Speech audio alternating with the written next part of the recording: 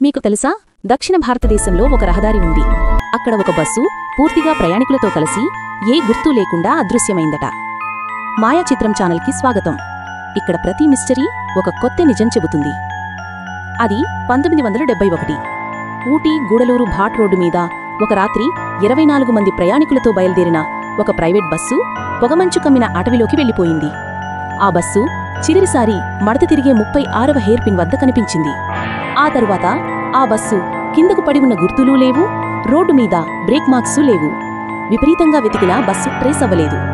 3 రోజుల తరువాత గ్రామస్తులు వింతగా ఒక వార్త చెప్పారు. రాత్రిళ్ళు రోడ్డుపై ఒక బస్సు లైటు కనిపిస్తుంది, తరువాత ఒక్కసారిగా అది పొగలా కనుమరుగైపోతుంది. కొంతమంది ట్రక్ డ్రైవర్లు చెబుతున్నారు, వాళ్లు ఆగబోతే బస్సు మరో దిశలో ఫాస్ట్గా వెళ్తుంది, కానీ దగ్గరికి వెళితే లైట్ మాయమైపోతుంది.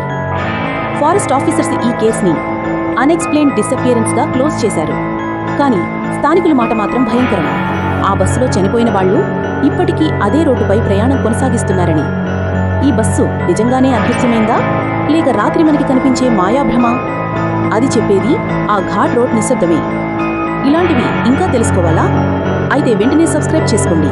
ఇది మాయా చిత్రం. మరో రహస్యంతో త్వరలో కలుద్దాం.